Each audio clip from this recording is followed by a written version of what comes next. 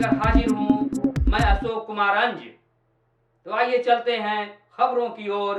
Welcome back. भी पिछले दिनों एक के बाद एक कई हत्याएं हैं और ख़ास तौर पर जिस तरीके से अनुसूचित जाति जनजाति पिछड़ा वर्ग को टारगेट किया गया, व्यापारी वर्ग को टारगेट किया गया, एक के बाद एक हत्याओं की श्रृंखला ने जहां आम ग्रामीणों में एक दहशत का माहौल उत्पन्न किया है, वहीं सरकार के ऊपर भी कई सवाल खड़े करते हैं। स्थानीय प्रशासन के ऊपर सवाल खड़े हो गए। एक घटना जो आप सबके संज्ञान में है, जिसने पूरे देश को शर्मसार किया, जघन्य अपराधों में से एक, जिस तरीके से एक माँ बेटी दुष्कर्म का विरोध करने को लेकर और न्याय की गुहार लगाने को लेकर जिस तरीके से दोनों को जिंदा जला के मार दिया, अक्षम्य अपराध है और इसकी जितनी कड़ी से कड़ी सजा हो। जब आप बोलते हैं भैया rarest of a rare case, ये है rarest of a rare case, और ये पूरे बिहार में ये चल रहा है भाई।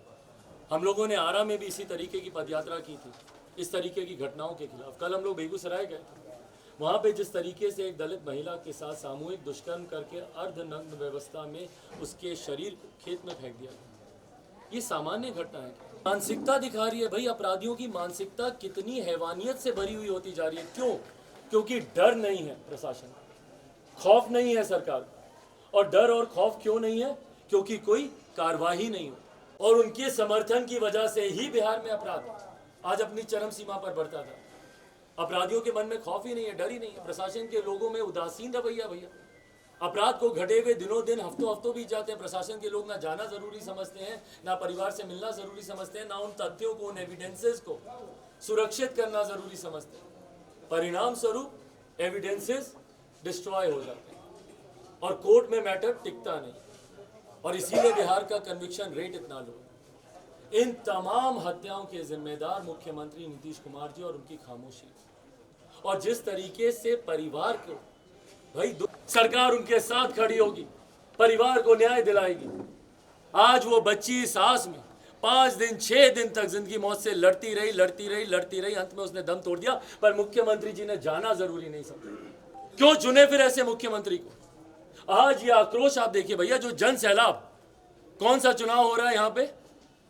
कुर्नी के जन सैलाब में चलिए, चुनावी सभा थी, आप सब लोगों ने बोला कि लोग आए। आज यहाँ पे कौन सा चुनाव हो रहा है अर्बन में? हजारों की संख्या में सानी अगर सड़क पर उतरे हैं तो क्यों उतरे हैं भैया? इस सरकार के खिलाफ, मुख्यमंत्री जी के खिलाफ, और अहंकार में चूर है ये सरकार। घमंड देखिए मुख्यमंत्री जी का, एक के बाद एक हत्याएं हो रही है। मुख्यमंत्री जी को फर्क नहीं पड़ता। अपने चुनावी प्रचार में जाएंगे, पर जो सीटेड बीटेड के अभ्यर्थी हैं उनके लिए आवाज नहीं उठाएंगे, उनकी भर्ती नहीं शुरू कराएंगे, उनका नियोजन नहीं शुरू कराएंगे। बीपीएससी पे मुंह नहीं खुलता इनका उसकी जांच को लेकर।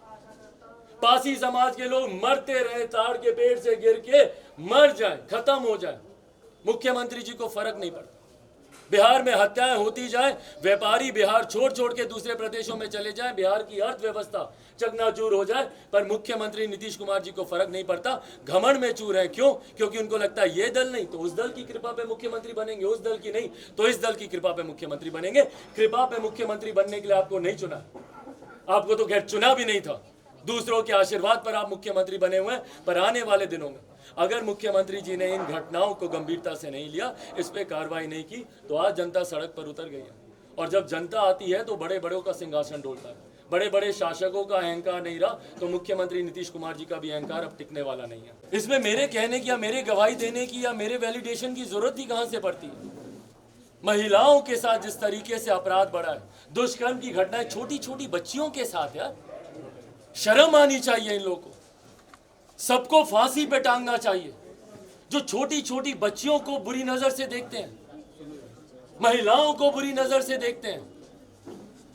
और मुख्यमंत्री जी को सोचना चाहिए कैसे प्रदेश का निर्माण करना चाहते हैं ये, किस प्रदेश की कल्पना ये कर रहे हैं, कैसे प्रदेश को बना के जा रहे हैं ये। महिलाओं के साथ अपराध हो, गरीब वर्ग के साथ जिस तरीके से आपराधिक घटनाएं बढ़ी हैं, ये अपने में दर्शा रहा है कि मुख्यमंत्री नीतीश कुमार जी का गठबंधन ऐसे अपराधियों के साथ है। जंगल राज बोलते थे ना, किसके लिए बोलते थे जंगल राज? उन्हीं के साथ मिलकर आज ये लोग सरकार चला रहे हैं। और जितने अपराधी हैं उनको भी इन्होंने अपने गठबंधन में ले लिया। ये बोलते हैं जो शराब पिएगा वो मरेगा, पर जो शराब बनाएगा और बेचेगा वो नहीं मरेगा, उसके ऊपर कोई कार्रवाई नहीं होगी। आज लाखों लोग जेल में बंद किए हुए हैं। क्यों? क्योंकि कहीं शराब पीते हुए पकड़े गए, नहीं भी पकड़े गए तो झूठे मुकदमे में उन्हें अंदर डाला।